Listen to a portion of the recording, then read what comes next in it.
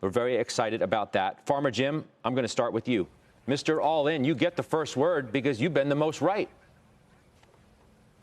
Scott, Judge, you honor me, and I appreciate your coming to me on a day where I just feel great. And I've felt great all week. I realize the market is at all-time highs. But when you look underneath the index and you look at the reopening trades in particular, they still have a long way to go. We are just starting leg 2.0 of the reopening trade. That's why you see the airlines on fire. That's why you see the casinos on fire, the hotels, cruise lines, and they're not at their all-time highs. This is where the money is going to go. This Pfizer news, very similar to the Merck news from about a month ago, it really is going to help us as a nation and globe put the pandemic behind us. Yes, the virus will be with us, but it is going to be manageable and controllable. And that means people are going to come out, they're going to start traveling, they're going to start having fun.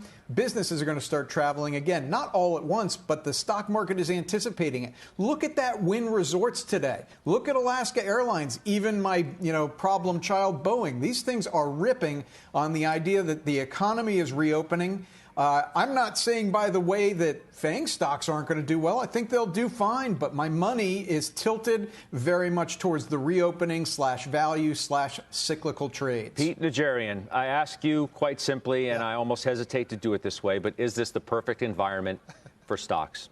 You have a strong economy. You've got great COVID news. You've got wages in line. You've got rates actually falling. You've got some of the commodity prices that were up the most, showing signs of peaking. You have a well-telegraphed taper.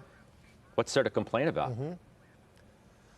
Yeah, not a lot of room for complaints, Scott. I totally agree with you. I mean, the environment is great. Volatility is very low. The volumes are absolutely off the charts. We traded over 50 million contracts yesterday in the options world, which is a huge number. I mean, we've been averaging about 45 million over the last week or so, but 50+ million, that's a big number. And then you look across, like you just were saying, Scott, I mean, just about everything is lining up the way we need it to be lining up in terms of how things can go the last couple of months of this year. And it looks very, very strong, I think, in a lot of different cases. And Jim brings up the financials. The financials are actually hanging in there pretty well today, which is surprising when I look over at the 10-year and how it's kind of drifted a little bit lower and a little bit lower, well underneath 1.5.